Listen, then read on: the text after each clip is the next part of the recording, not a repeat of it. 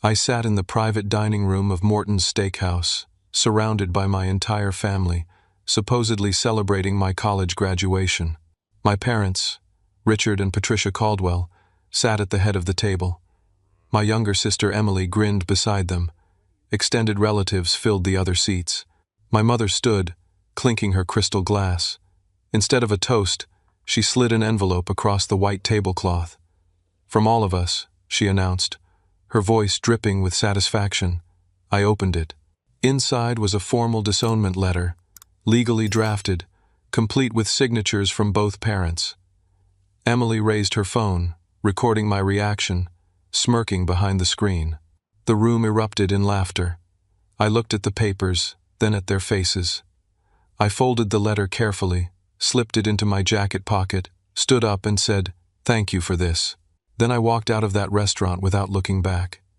They had absolutely no idea what I had already set in motion. The cool Portland evening air hit my face as I crossed the parking lot.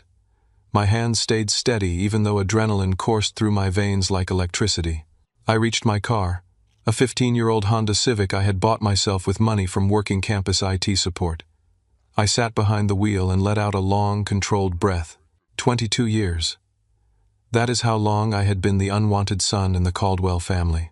My father, Richard Caldwell, built a commercial real estate empire in Portland, Oregon, worth approximately $8 million. He bought struggling properties, renovated them, and flipped them for substantial profits. He was ruthless in business and equally cold at home. My mother, Patricia, came from old Portland money. Her family had owned lumber mills back when Oregon was still logging country. She brought another $3 million into the marriage, along with connections to every country club and charity board in the city. Then there was Emily, 19 years old, blonde, bubbly, and perfect in every way that mattered to our parents. Cheerleader captain in high school, homecoming queen. Accepted to the University of Southern California with plans to join the best sorority on campus. She was everything they wanted in a child. I was everything they did not. From my earliest memories, I was the problem. Too quiet, too bookish, too serious. I preferred libraries to football games. I chose debate team over sports. I asked questions they found irritating. Why do we need 3 cars? Why don't we donate to the homeless shelter downtown? Why does Emily get a bigger birthday party than me? The comparisons started early. When I brought home straight A's in 5th grade, my father glanced at my report card and said, "Good, that's what I expect." When Emily brought home B's and C's in 7th grade, they threw her a celebration dinner. When I won the state debate championship at 16, neither parent attended. They were at Emily's cheer competition in Seattle instead. She placed 4th. They acted like she had won Olympic gold. High school became a battleground. I wanted to study engineering at MIT. I had the grades, the test scores, the recommendations. My guidance counselor said I was a shoo-in. My parents refused to pay a single dollar unless I attended the University of Oregon and studied business. "You'll join the family company," my father announced over dinner one night. "That's your future." I tried to negotiate. I showed them scholarship offers.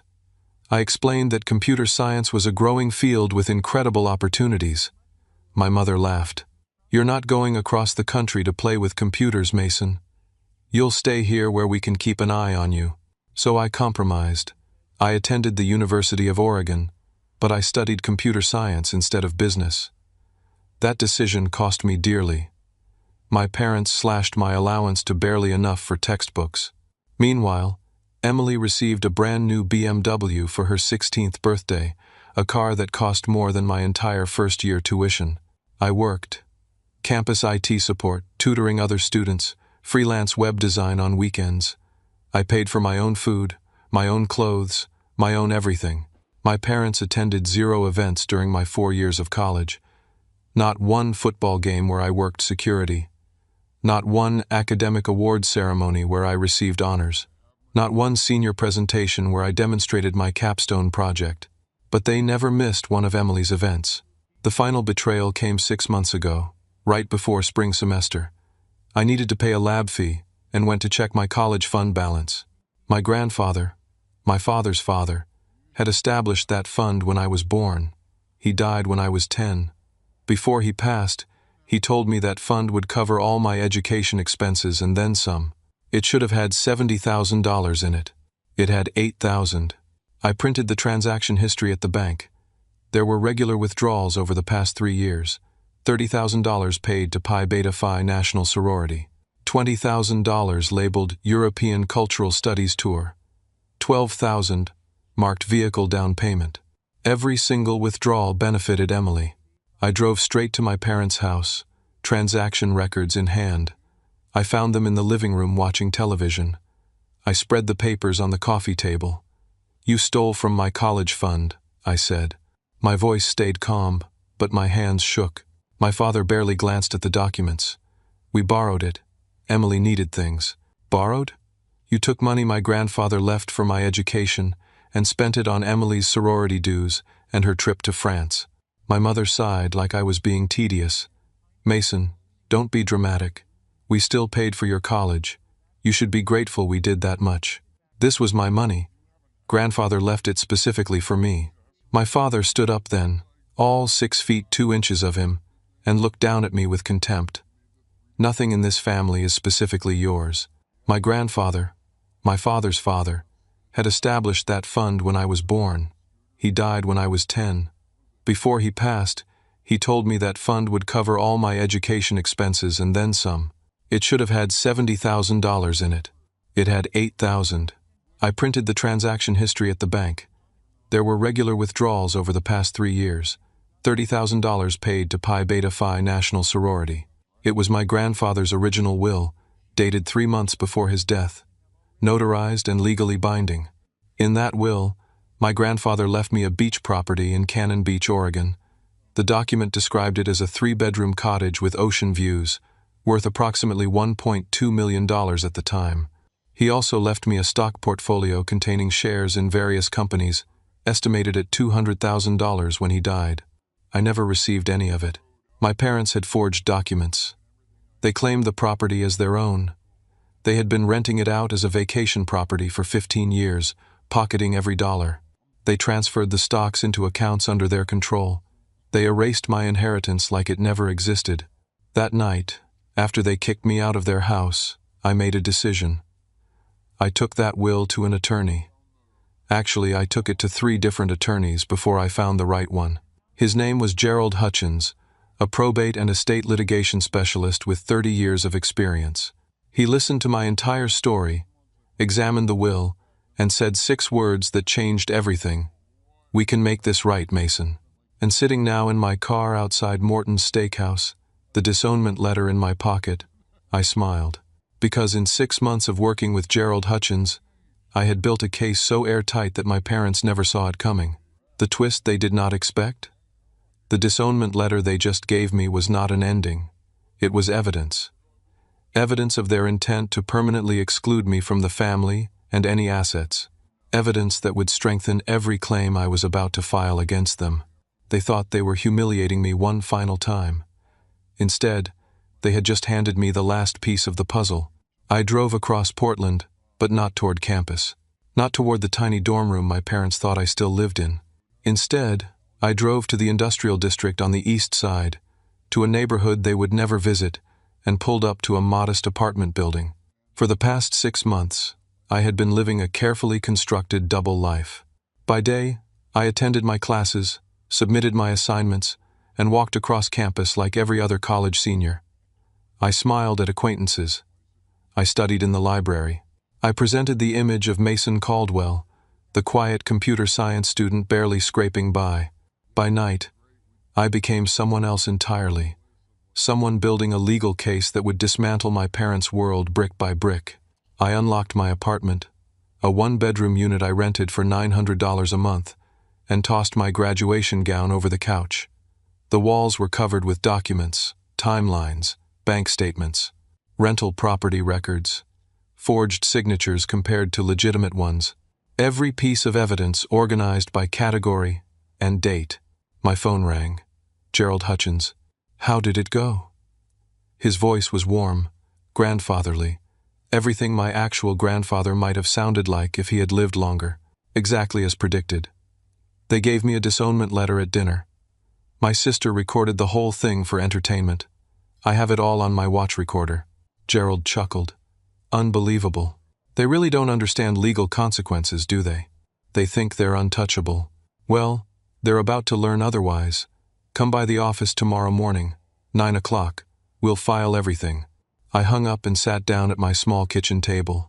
6 months of work spread before me in manila folders and 3 ring binders. Let me tell you how we got here. After finding my grandfather's will, I spent 2 weeks researching attorneys. I could not afford the big downtown firms with their $1,000 hourly rates. I needed someone skilled but willing to work with a broke college student.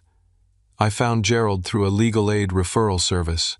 He normally worked with veterans navigating VA benefits, but estate fraud intrigued him. Our first meeting lasted 4 hours.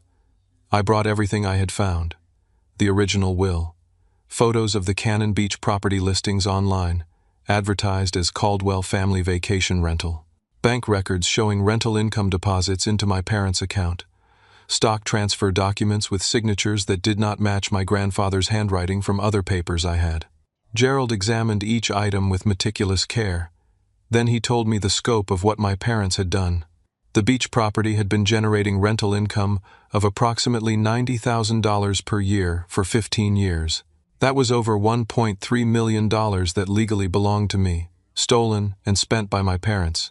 The stock portfolio, if it had been properly managed from the date of my grandfather's death 12 years ago, would now be worth close to $800,000 based on market performance. But it got worse. Gerald's investigation, which I paid for by working 3 part-time jobs simultaneously, revealed additional fraud. My parents had opened credit cards in my name when I was 17 years old. They used my social security number to apply for retail store cards, gas cards, even a Visa with a $10,000 limit. They maxed them out and made minimum payments, destroying my credit score before I even knew I had one. When I turned 18 and tried to open my first bank account, I was denied. I thought it was a mistake. It was not. My credit report showed late payments, high balances, and delinquent accounts I never authorized. Gerald helped me document all of it. We filed identity theft reports with the credit bureaus. We gathered statements showing charges I could not possibly have made because I was in high school classes or at debate tournaments with time-stamped evidence. We built an identity theft case alongside the inheritance fraud. For 6 months, I lived like a monk. I worked my IT job 20 hours a week at $12 an hour. I tutored students in computer programming for $25 per session. I did freelance website design on weekends for local small businesses. Every dollar went to attorney fees, court filing costs, and investigation expenses. I ate ramen noodles and peanut butter sandwiches. I wore the same 4 outfits in rotation. I cut my own hair. I stopped going out with friends because I could not afford a $5 beer. I studied in my apartment instead of coffee shops to save money. But I documented everything. Every time my parents forgot my birthday while throwing Emily an extravagant party, I wrote it down with dates and details.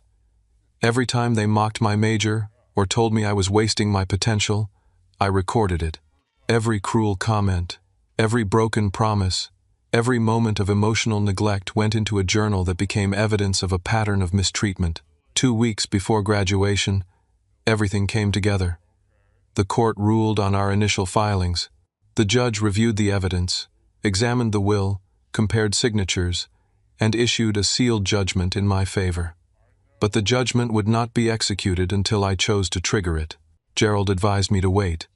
Let them think they've won, he said. Let them get comfortable. Arrogant people make mistakes when they feel invincible, so I planted a seed. 3 weeks before graduation, I casually mentioned to my mother during one of our rare phone calls that it would be nice to have a family dinner for graduation. Just a suggestion, nothing more. I knew her narcissistic personality would turn it into an opportunity. An opportunity to remind me one final time that I did not measure up. An opportunity to humiliate me publicly. She took the bait exactly as I predicted. And tonight, they delivered. The disownment letter was legally meaningless. I am 22 years old, an adult. They cannot disown an adult child from anything except their personal affections, which I never had anyway. But that letter, combined with my mother's announcement from all of us, created a paper trail of intent intent to defraud me of my inheritance, intent to exclude me permanently from family assets, intent to cause emotional harm for their entertainment. The recording on my watch captured everything. My mother's satisfied smile, my father's smirk, Emily's phone held high, documenting my reaction, the laughter from relatives who thought this was acceptable behavior. All of it admissible as evidence. The twist they never saw coming? I wanted that dinner to happen. I orchestrated the very event they thought they controlled. They believed they were delivering a final humiliation. Instead, they gave me the smoking gun that would blow their entire defense apart. I pulled the watch off my wrist and connected it to my laptop. The video file downloaded in seconds. Clear audio, clear video of the entire room. My mother's voice saying, "You were never really part of this family anyway." My father adding, "This just makes it official." Perfect. I emailed the file to Gerald with a simple subject line, "Final evidence attached." He replied within minutes, "Outstanding work, Mason. See you at 9. Tomorrow we move." I leaned back in my chair and closed my eyes. Tomorrow, sheriff deputies would knock on my parents' door with legal papers that would shatter their comfortable world. Tomorrow, they would learn that the son they dismissed and belittled had spent 6 months building a case they could not fight. Tomorrow, justice would start. But tonight, I allowed myself one moment of quiet satisfaction.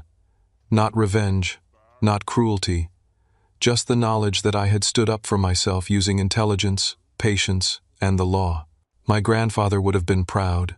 At 9 o'clock the next morning, I sat in Gerald Hutchins' office on the 3rd floor of a modest building downtown. His paralegal, a sharp woman named Carla, had already prepared all the filing documents. Stacks of legal papers covered the conference table. Gerald reviewed the watch recording from last night's dinner.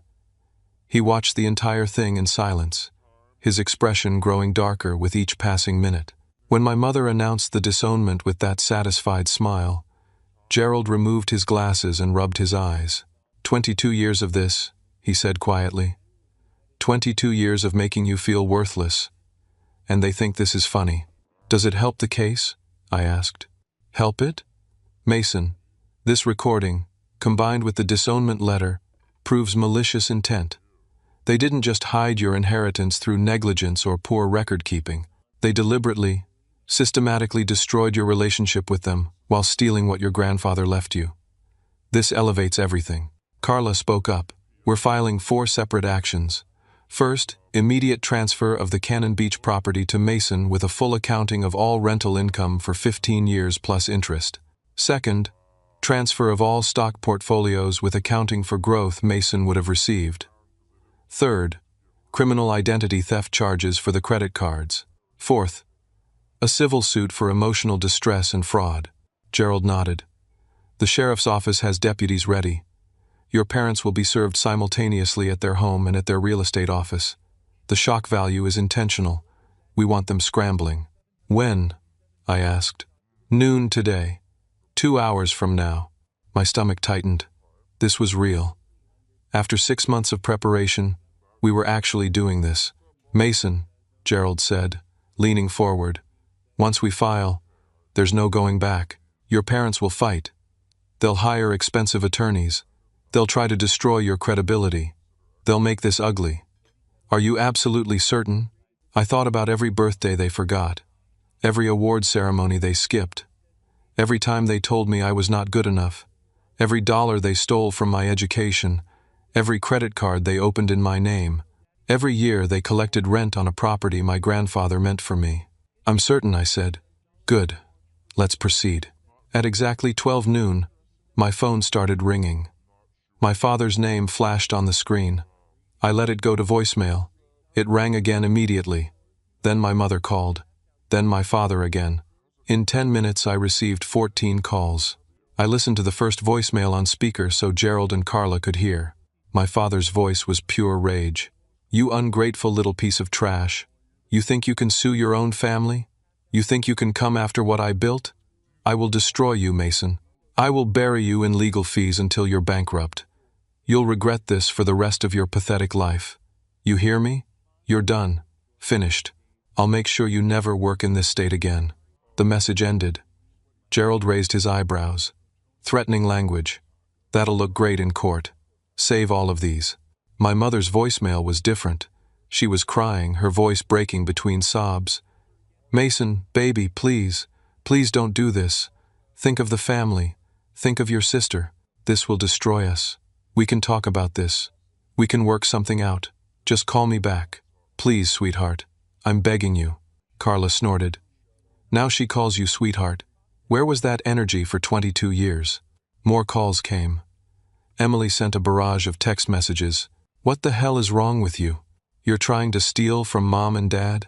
They gave you everything, and this is how you repay them? You're a disgusting human being. I hope you're happy destroying this family. Everyone is going to know what a selfish monster you are. I blocked all of them. Every number. Every contact. I did not need their voices in my head anymore. Gerald's phone rang. He answered, listened, and smiled. Thank you, Sheriff. Yes, all served successfully. Appreciate your help. He hung up and nodded to me. Both locations confirmed. Your parents have the documents. Their real estate office got served in front of clients and employees. Maximum impact. What happens now? I asked. Now they panic. They'll call attorneys, probably several. They'll scramble to understand the scope of what we filed. By end of business today, we'll likely receive a call from their legal representation. And Mason, when that happens, you say nothing to anyone except through me. Not one word. Understand? Understood. I left Gerald's office and drove to Cannon Beach, 100 miles of coastal highway, nearly 2 hours. I had never been to the property my grandfather left me. My parents had kept me away from it my entire life, claiming it was rented out constantly or under renovation or not suitable for visitors. I pulled up to the address listed in the will. A beautiful cottage sat 50 yards from the ocean, surrounded by shore pines and beach grass, weathered cedar shingles, a wraparound porch, large windows facing the water, the kind of place people dream about. My grandfather had owned this, and he left it to me. I used the key Gerald had obtained through the court order. The door opened into a living room frozen in time, furniture from the 1980s, family photos on the walls, and there, above the fireplace, a portrait of my grandfather holding a small boy, me. I was maybe 4 years old in the photo. My grandfather held me on his shoulders, both of us grinning at the camera. I had no memory of this moment, but the love in his expression was unmistakable. I walked through the house slowly. 3 bedrooms, 2 bathrooms, a kitchen with ocean views. Everything was clean but dated, preserved exactly as it had been when my grandfather died. My parents had rented it out furnished, apparently never bothering to remove his personal belongings. In the master bedroom, I found a desk, and in the desk drawer, I found journals. My grandfather's handwriting filled page after page. I sat on the bed and started reading. Most entries were mundane. Notes about property maintenance, fishing trips, observations about birds and tides. But scattered throughout were entries about family, about my father, about me. One entry, dated 18 months before my grandfather died, stopped me cold. Richard came by today, asking about the property value. He wants me to sell it and give him the money for a new development project. I refused. This house is for Mason. Richard doesn't understand that some things matter more than money. He's become hard. Patricia makes him worse. They care only about status and appearance. They're raising Emily the same way. But Mason is different. He has Patricia's late father's gentleness and curiosity. He asks questions about everything. He wants to understand how the world works. I see myself in him. This house will be his someday. He'll need it. He'll need a place to escape from them. My hands shook holding the journal. My grandfather knew. He understood what kind of people my parents were. He tried to protect me the only way he could. I kept reading. More entries painted a picture of my grandfather's growing concern about my father's business practices and my mother's social climbing. He worried about how they treated me. He documented conversations where they complained about my interests and my personality. Then I found an entry from 2 months before he died. I've updated my will. The beach house goes to Mason, along with the stock portfolio. I've also set up a trust that matures when he turns 25. Richard will be furious, but this is right. Mason will need these resources to build a life independent of his parents. I've told Sarah about this. She promised to watch out for him if Richard tries anything dishonest. I'm at peace with this decision. Sarah, my mother's younger sister, I barely knew her. She lived in Boston and rarely visited. Why would my grandfather trust her? I was about to keep reading when something fell out of the journal. A small key taped to a piece of paper. My grandfather's handwriting on the paper. For Mason, when he's ready. Bank of the Pacific, Box 317, a safety deposit box. My grandfather had left me something else, something my parents knew nothing about. The twist hit me like a wave. There was more. More money, more evidence, more resources I had not yet discovered. My grandfather had been even more thorough than I realized. I grabbed the key and the journal and headed back to my car. The Bank of the Pacific had a branch in downtown Portland. I could be there before they closed. This wasn't over. In fact, it was just beginning. The Bank of the Pacific sat on a corner in the financial district, all glass and polished granite. I walked in, holding the key and my driver's license, feeling like I was about to open a treasure chest in some adventure story. The bank manager, a woman named Helen, examined the key and checked her records. Box 317 was opened by Robert Caldwell 12 years ago.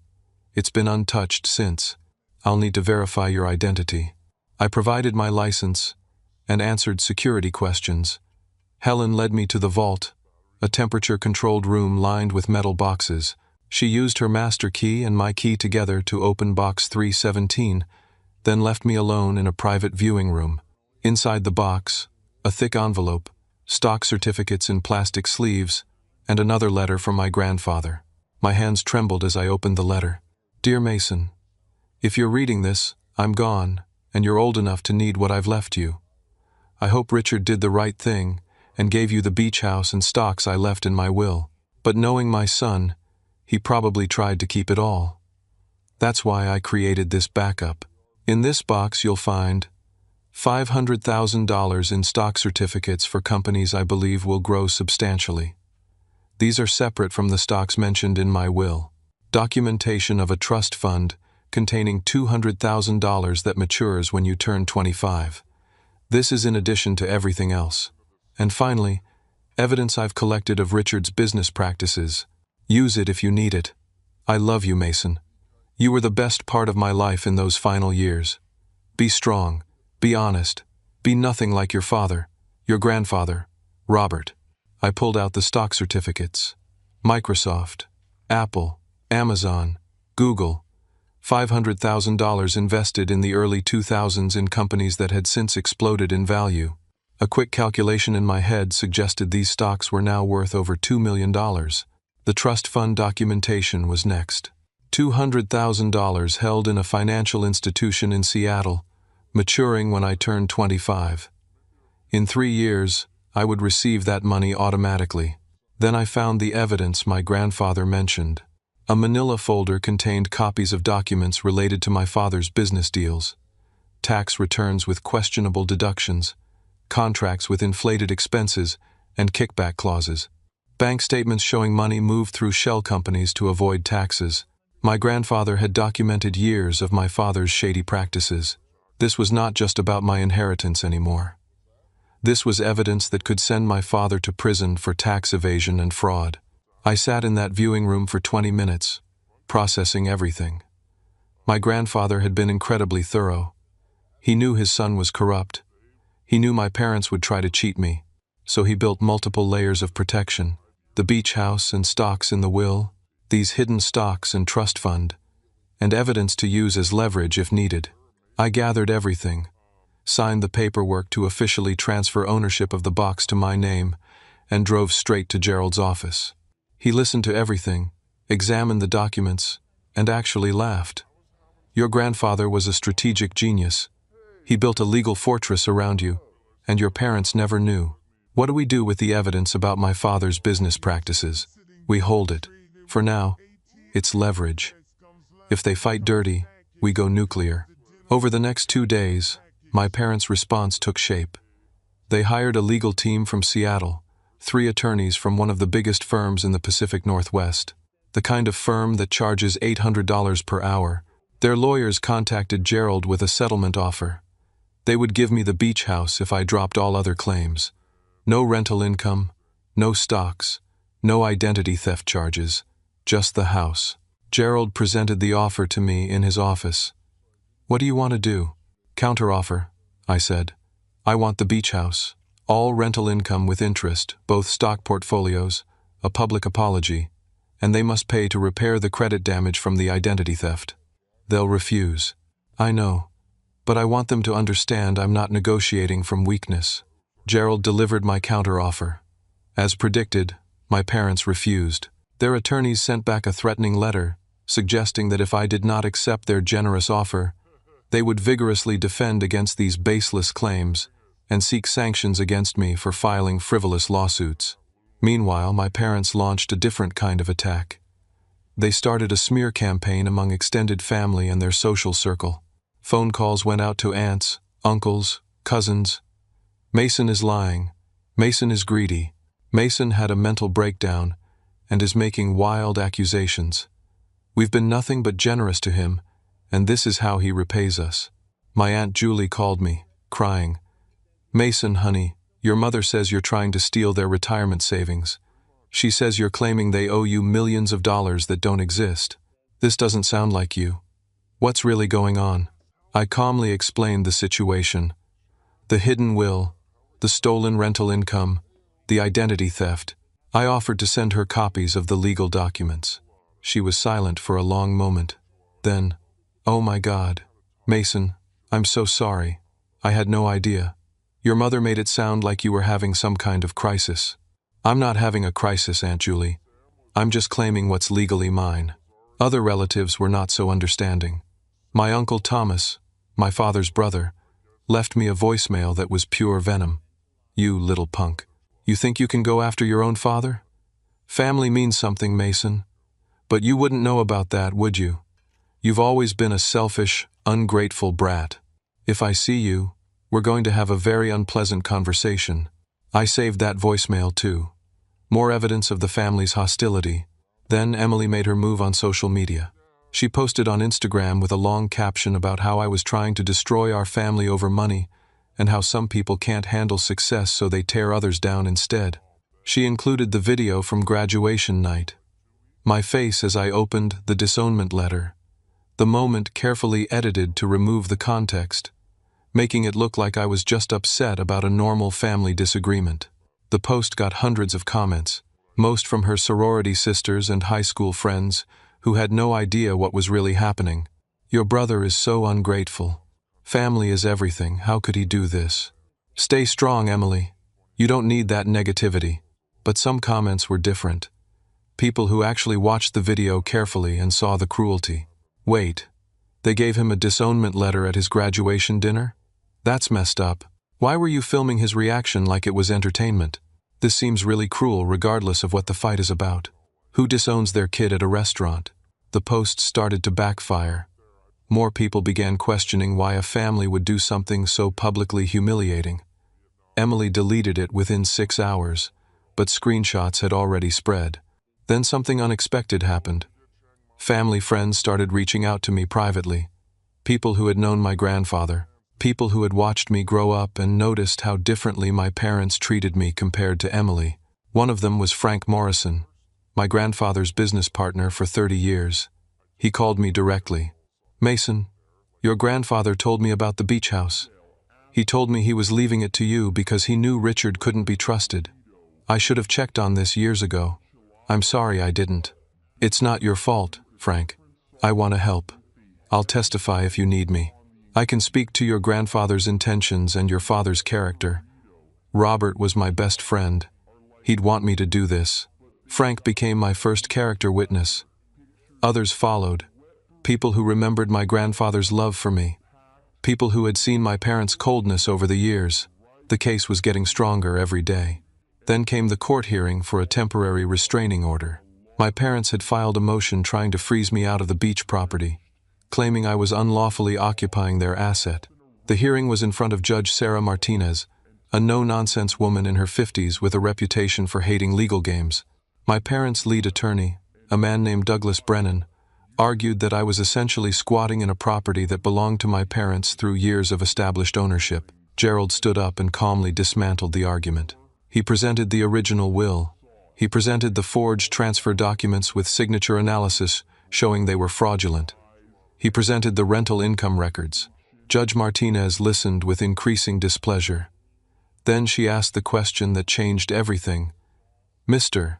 Brennan, are you telling me your clients have been collecting rent on a property that was bequeathed to the plaintiff by his deceased grandfather?" Brennan stammered. "Your Honor, the situation is complex. There are questions about the validity of that will." "Questions? I see a notarized will with clear language. I see evidence your clients forged documents. Where are these questions?" Then Brennan made a critical mistake. He called Emily to testify, thinking she could provide testimony about family dynamics that would make me look bad. Emily took the stand wearing an expensive dress and heels. She looked confident, rehearsed. Gerald's cross-examination started gently. "Emily, were you aware that your grandfather owned a beach house in Cannon Beach?" "Yes." "Did your parents ever discuss who inherited that property when your grandfather died?" "They said it came to them." "Did they ever mention that the will left it to your brother Mason?" She hesitated. "No." "Never? Not once in 12 years?" "No." Gerald pulled out a document. "I have here a text message exchange between you and your mother from 3 years ago. May I read it?" The judge nodded. Gerald read, "Emily, October 15th, 3 years ago. You texted your mother, 'When I graduate, can I have the beach house for a sorority weekend?' Your mother responded, 'We'll see. That property is complicated. Technically it was supposed to go to Mason, but we're managing it.' You replied, 'Lowell Mason doesn't need a beach house. Can it be mine eventually?' Your mother said, 'Eventually, yes.' The courtroom went silent. Emily's face turned red. "So you did know the property was supposed to go to Mason," Gerald said quietly. That was just. I didn't really understand. You understood enough to ask your mother if you could have it instead. You knew your brother's inheritance was being kept from him, and you wanted it for yourself." Emily started crying. But they weren't tears of remorse. They were tears of embarrassment and anger at being caught. The judge's expression hardened. "Step down, Miss Caldwell." Emily practically ran from the witness stand. Judge Martinez did not even bother deliberating. "I'm ruling in favor of the plaintiff on all counts related to the property. Mr. Caldwell, you are granted immediate full possession of the Cannon Beach property. I'm also freezing the defendant's assets related to the rental income pending a full accounting. Furthermore, I'm referring this matter to the district attorney's office for potential fraud charges. This appears to be a clear case of inheritance, theft, and document forgery." She banged her gavel. "We're adjourned." My father's face turned purple. My mother looked like she might faint. Emily was still crying in the gallery. I walked out of that courtroom with Gerald, and for the first time in 6 months, I felt something close to victory. The twist that shocked everyone? Emily's own words, her own text messages, had proven my parents knowingly stole my inheritance and planned to give it to her instead. She had destroyed their defense in less than 5 minutes of testimony. Justice was coming, and my family finally understood I was not backing down. The week after the hearing, my parents' world began collapsing in slow motion. Richard's business partners started asking questions. If he forged documents to steal from his own son, what else might he have forged? 3 major clients pulled their contracts, citing concerns about ethical practices. His office manager quit, unwilling to be associated with the scandal. Patricia's country club friends suddenly became unavailable for lunch. The gossip network that had sustained her social life for 20 years turned against her. The same women who had helped her mock me behind my back were now whispering about her parenting and her character. Meanwhile, I moved into the beach house permanently. I hired a property management company out of Astoria to handle future rentals professionally. I set up the house exactly how I wanted it. This was my home now, my sanctuary. The twist that shocked everyone?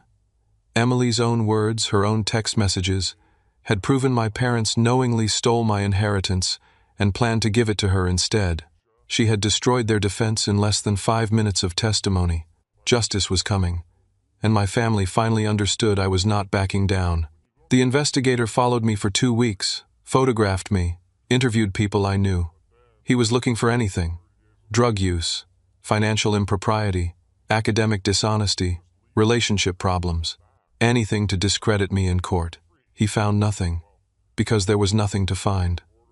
I had lived a quiet, honest life. I studied, I worked, I paid my bills. I had no criminal record, no scandals, no secrets.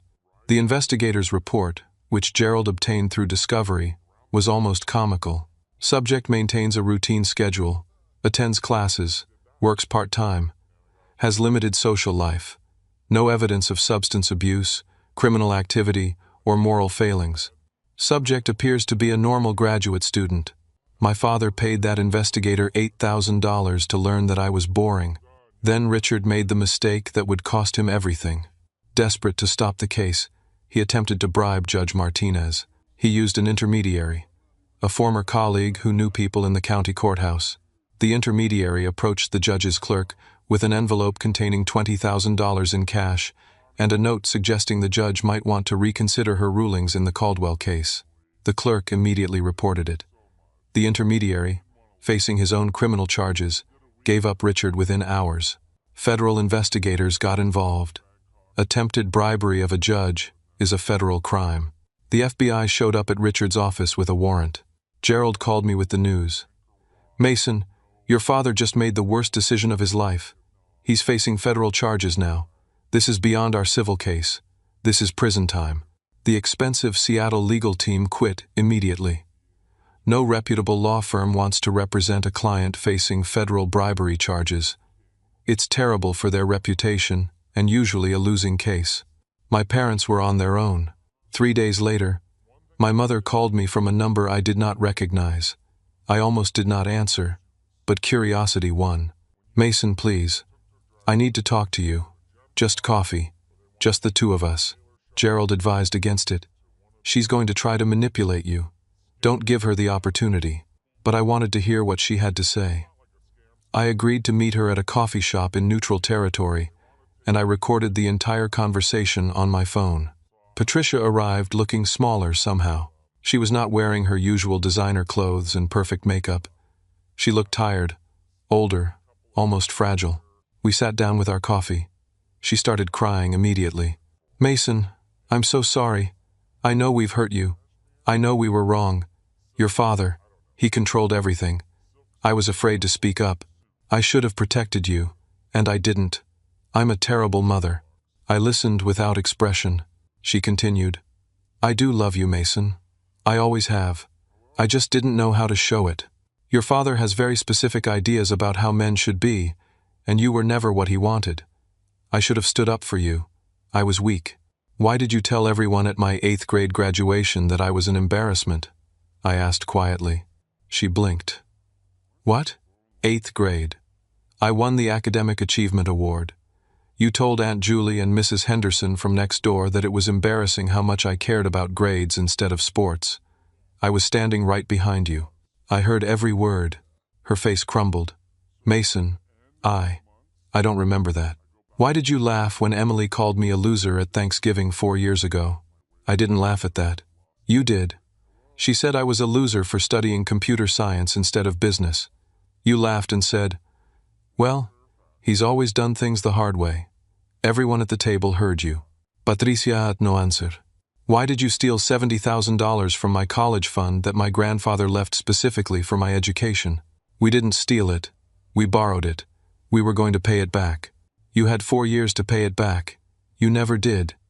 You spent it on Emily's sorority and her trip to Europe, while I worked 3 jobs to afford textbooks." The tears stopped. Her expression shifted from apologetic to defensive. "You don't understand what it's like to maintain appearances in this city. The clubs, the charities, the expectations. Emily needed those experiences to build connections, and I needed the money my grandfather left me for my education. You were always going to be fine, Mason. You're smart. You don't need money the way Emily does." There it was. The truth under all the tears and apologies. I leaned forward. "Let me tell you what I understand, Mom. I understand that you made choices. Every single day for 22 years, you chose to treat me like I did not matter. You chose to prioritize Emily's wants over my needs. You chose to steal my inheritance. You chose to open credit cards in my name and destroy my credit. Those were your choices. We were trying to do what was best for the family. No, you were doing what was easiest for you, and now you have to live with the consequences.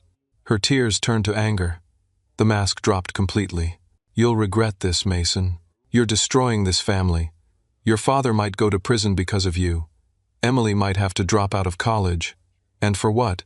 Money? A house? You've always been selfish. I stood up. I'm not destroying this family. You already did that. I'm just refusing to be destroyed with it. I walked out of that coffee shop and blocked her number. 2 days later, Emily showed up at the beach house. She was drunk, stumbling up the porch steps at 11 o'clock at night. I opened the door. She looked terrible. Hair uncombed, makeup smeared. She reeked of tequila. You ruined everything, she slurred. Mom and Dad are broke. They had to sell the house. I have to leave USC because we can't afford it anymore. All because you're a greedy, selfish prick. Emily, you need to leave. You had everything. You're so smart, everyone always said so. You could have done anything. But you had to take everything from us too. I took what was legally mine. That's all. Legally yours, she mocked. You sound like such a lawyer. You know what? I'm glad they hated you. You deserved it. She tried to push past me into the house. I stepped back and firmly closed the door between us. Leave, Emily, now, or I'm calling the police. She screamed obscenities at me through the door for 5 minutes. Then I heard her stumble back to her car. The next morning, I found deep scratches along the driver's side of my Honda. She had keyed it, scraping the paint down to bare metal. I filed a police report and added it to the growing file of evidence. That afternoon, I received an email that changed everything again. The sender was Sarah Brennan, my mother's younger sister, my aunt who lived in Boston whom I barely knew. The email read, "Dear Mason, we haven't spoken much over the years, and that's my fault. I distanced myself from your mother and that entire family dynamic long ago. But I've been following your situation, and I need to tell you something important. 25 years ago, I went through almost exactly what you're experiencing now. Your grandmother, my mother, was toxic and manipulative just like Patricia. I was the scapegoat in our family the way you are in yours. She pitted Patricia and me against each other, favored Patricia, and emotionally abused me for years. When our mother died, Patricia and I fought over the inheritance. Patricia won because she had all the power and connections. I walked away with almost nothing and rebuilt my life from scratch. I want you to know, you're doing the right thing. Standing up for yourself is the hardest and bravest choice you can make. I'm also reaching out because your grandfather contacted me before he died. He told me about leaving you the beach house and the stocks.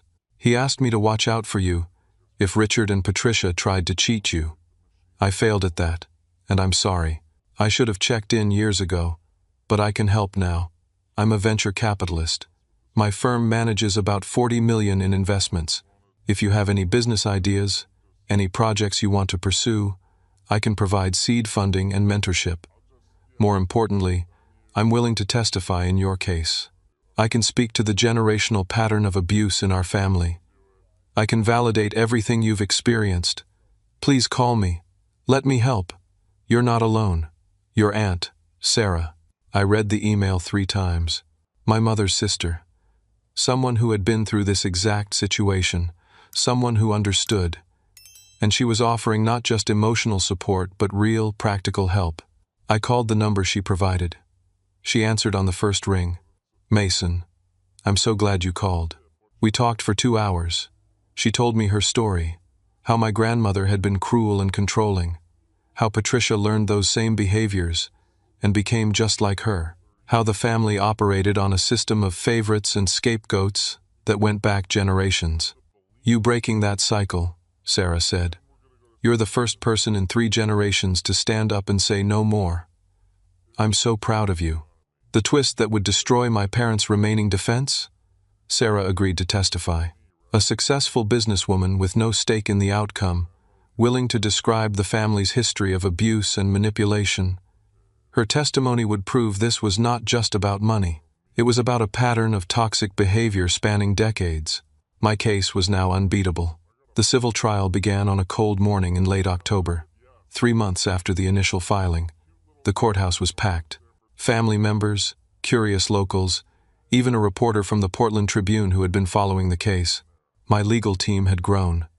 Gerald remained lead counsel, but Sarah had connected me with 2 additional attorneys from her network who specialized in estate fraud. We had resources now. Real resources. My parents sat at the defense table with a court-appointed attorney. They could no longer afford private representation.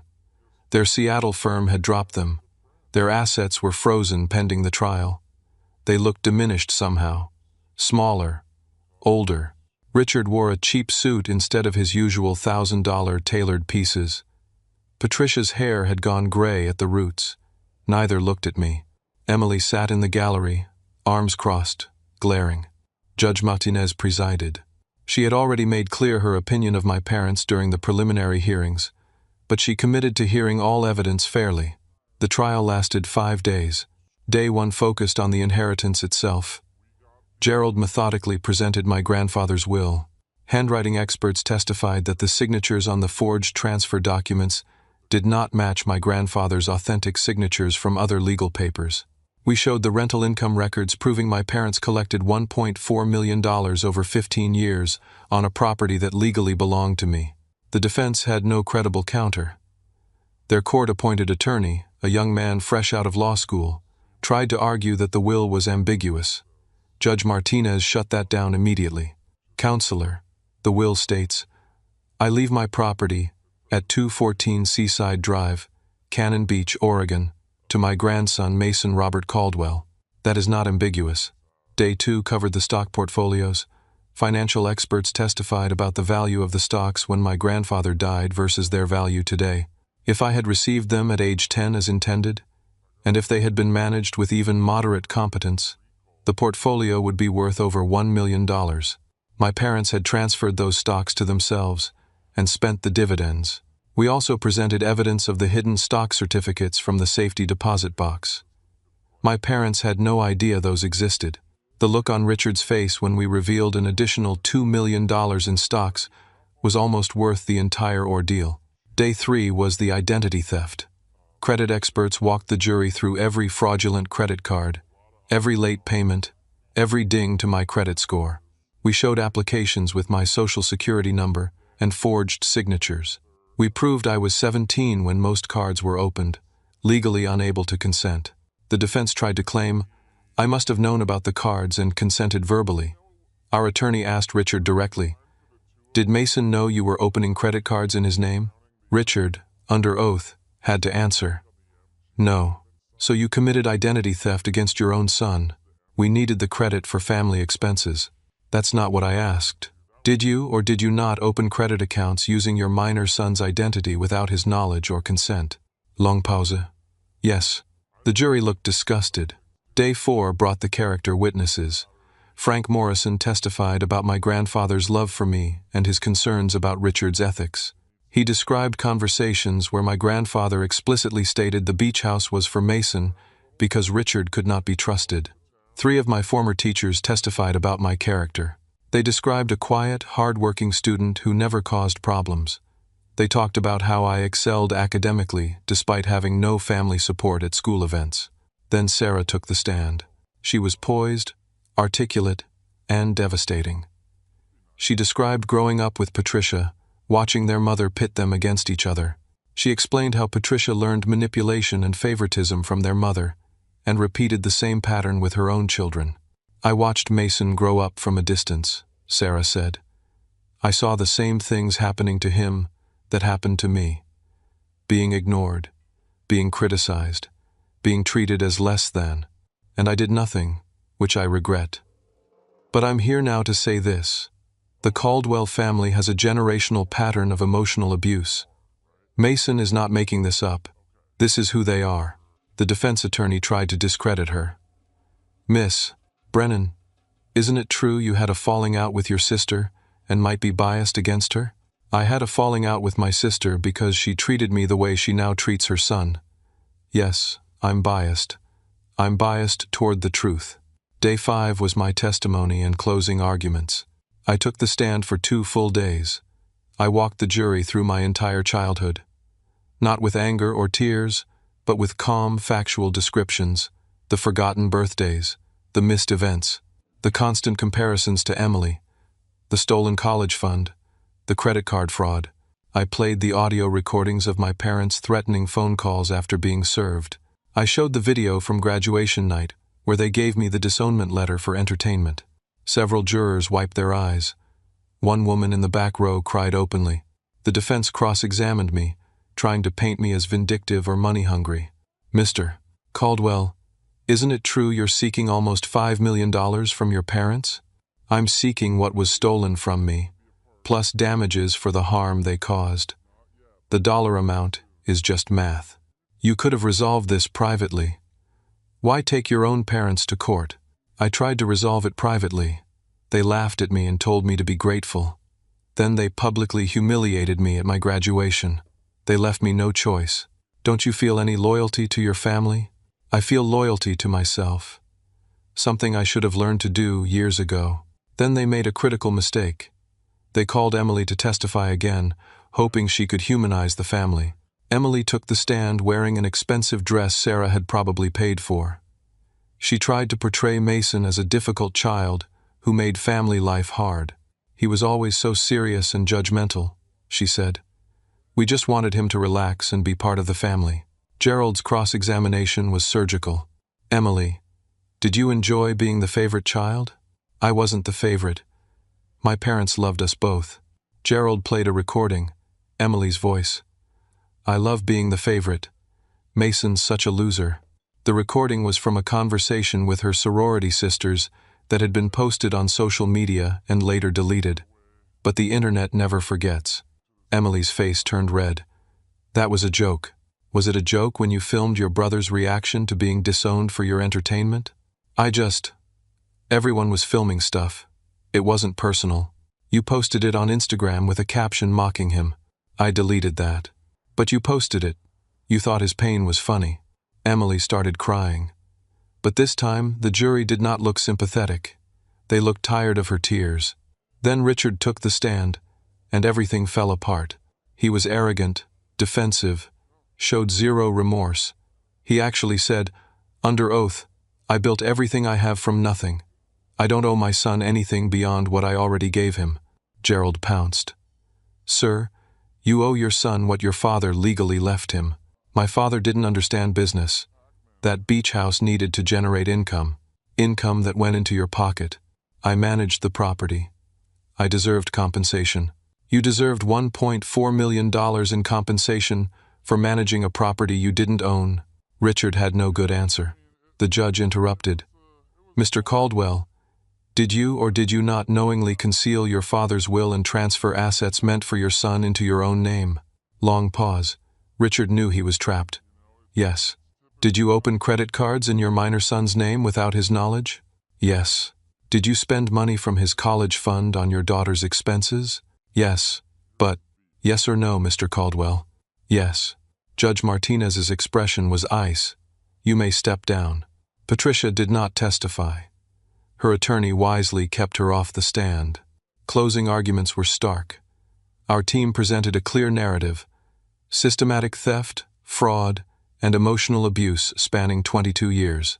The defense offered weak claims about family misunderstandings and suggested the dollar amounts we sought were excessive.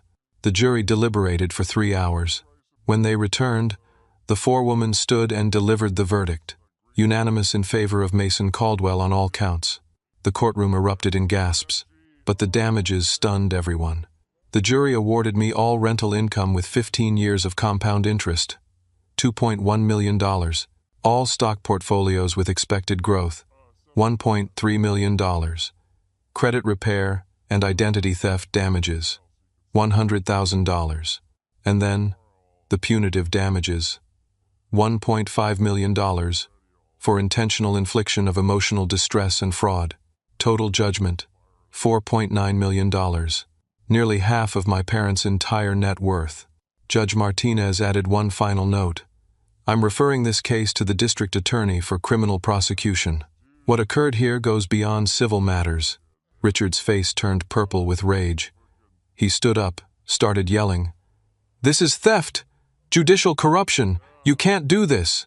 The bailiff moved toward him. Richard sat back down, but his hands shook with fury. Patricia fainted. Actually fainted. Medical personnel had to attend to her right there in the courtroom. Emily ran from the gallery, sobbing. I sat quietly, feeling not triumph, but a deep, profound sense of relief. It was over. Justice had been served in full.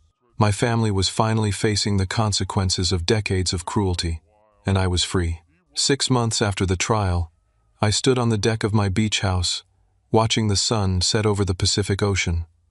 The autumn sky turned shades of orange and pink that seemed impossible, like something from a painting. The house was truly mine now. I had renovated it over the past months, updating the kitchen and bathrooms, while preserving the character my grandfather had loved. New windows that opened easier, fresh paint in calming blues and grays, comfortable furniture that actually matched. It was no longer frozen in time. It was a living, breathing home. My home. I had been accepted into the PhD program in computer science at Stanford University with a full scholarship. I would start in January. For the first time in my life, I was pursuing education entirely on my own terms, with no family pressure or expectations weighing on me. I had also launched a small tech startup with seed money from Aunt Sarah. We were developing educational software for underprivileged students, tools that would help kids from difficult backgrounds access quality learning resources. The company was called Second Chance Software, and it was gaining real traction.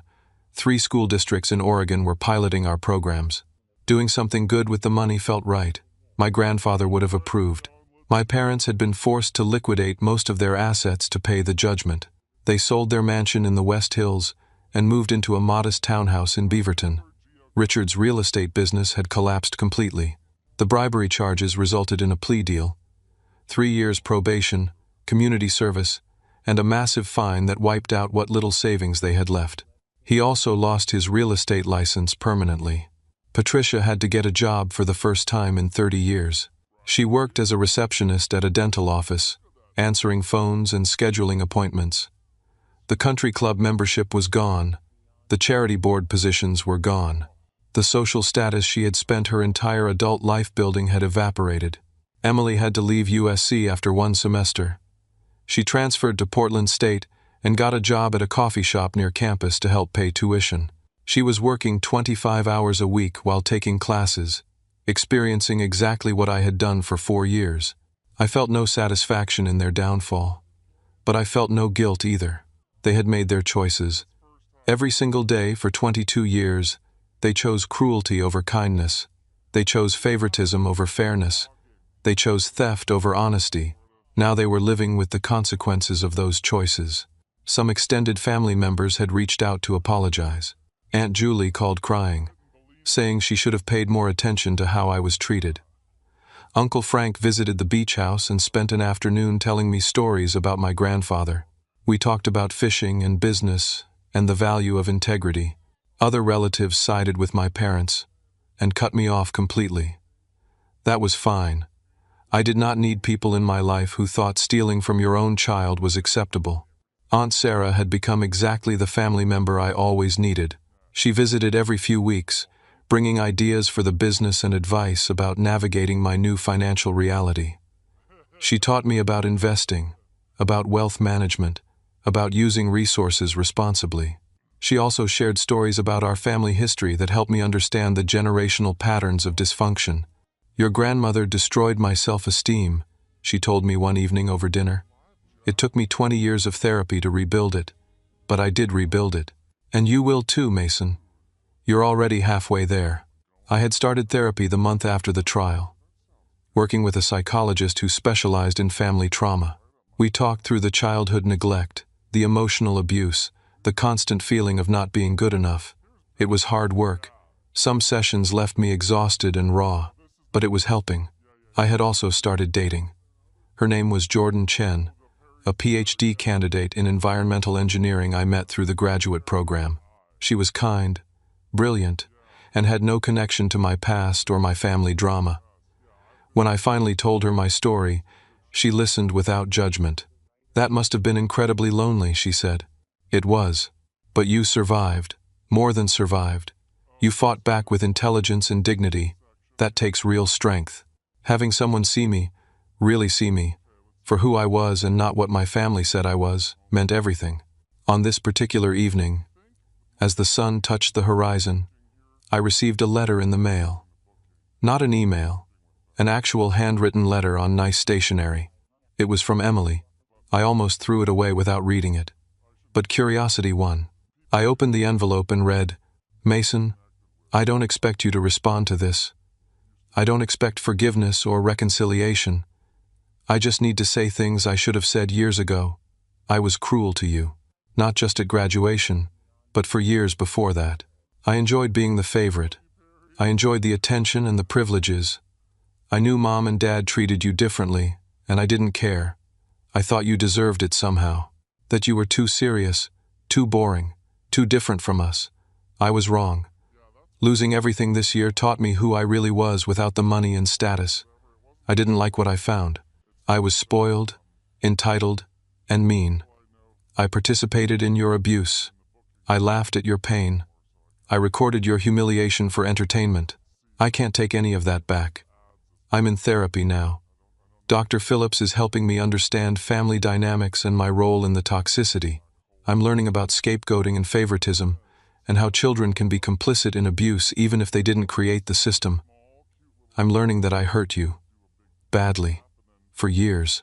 And I'm so sorry. I know sorry doesn't fix anything, but you deserve to hear it. You deserved better than what we gave you. You deserved parents who celebrated your intelligence and your kindness. You deserved a sister who supported you instead of mocking you. I can't change the past, but I'm trying to change myself. I don't know if you'll ever want a relationship with me.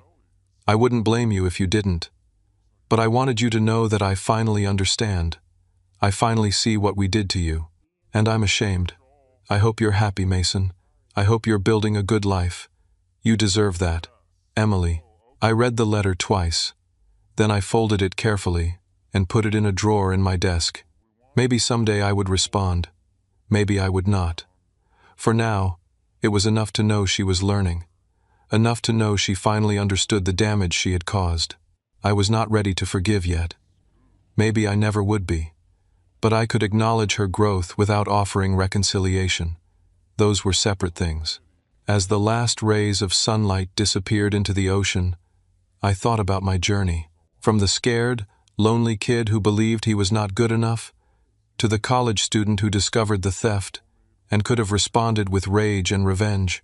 Instead, I chose strategy. I chose patience. I chose the law.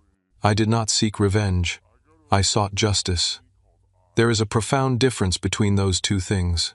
Revenge would have been about hurting them the way they hurt me. It would have been emotional, reactive, ultimately empty. Justice was about reclaiming what was mine, about standing up for myself with dignity, about using legitimate systems to correct illegitimate wrongs. Justice brought closure in a way revenge never could.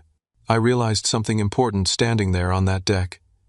The greatest gift my parents ever gave me was not my grandfather's inheritance. It was that disownment letter. Not because it helped my legal case, though it did, but because it freed me. It gave me permission to stop trying to earn love from people incapable of giving it. It released me from the obligation to keep trying, to keep hoping they might change, to keep sacrificing myself for their approval. That letter was the final proof I needed that they would never love me the way I deserved. And once I accepted that truth, I could finally let go. I could build a life based on my own values instead of their expectations. I could define success on my own terms. I could choose family that chose me back. I thought about my grandfather and wished I could thank him, not just for the money and the property, though those helped, but for the message in those journal entries I found in the desk drawer. You are worthy of love. You are enough. For 22 years, I did not believe those words, but I believe them now. I pulled out my phone and texted Aunt Sarah. Thank you for everything. for believing me, for supporting me, for being the family I needed." She responded immediately, "Your grandfather would be so proud of you. I am too. You took a terrible situation and turned it into a new beginning. That takes courage." I smiled, genuine and peaceful. I was 23 years old. I had financial security that most people my age could not imagine. I had educational opportunities at one of the best universities in the world. I had meaningful work that helped others. I had authentic relationships with people who valued me. But more than any of that, I had something money could not buy and approval could not grant. I had self-respect. The life lessons settled over me like the evening mist rolling in from the ocean. Family is not defined by blood or obligation, but by love, respect, and mutual support. Sometimes the greatest act of self-love is walking away from people who cannot see your value. And when you stand up for yourself with integrity and patience, justice will follow. Not because the world is fair, but because you make it so. Standing up for yourself does not make you vindictive. Setting boundaries does not make you selfish. Claiming what is rightfully yours does not make you greedy. And refusing to accept abuse does not make you ungrateful. You teach people how to treat you by what you tolerate. For 22 years, I tolerated mistreatment because I thought I had to, because they were family, because I kept hoping they would change. But hope without action is just wishful thinking. And family that consistently hurts you is not family at all. It is just people who share your DNA. Real family shows up. Real family celebrates your successes. Real family protects you. Real family sees your worth even when the world does not. I found that family in Aunt Sarah, in Frank Morrison, in my professors who mentored me, in Jordan who chose to know the real me. I found it in the people who earned their place in my life through kindness and respect. And I built it in myself by finally believing I deserved better. I took a deep breath of salt air and walked inside my home. Tomorrow I would pack for the move to Stanford. Next week I would meet with investors about expanding Second Chance software. Next month I would celebrate my first holiday season free from family obligation and toxic dynamics. But tonight, I was simply at peace. The kid who was never good enough had become a man who knew his worth. The scapegoat had become the success story.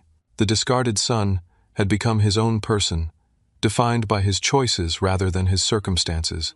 And that was everything. So let me ask you something. Have you ever had to stand up for yourself against people who were supposed to protect you?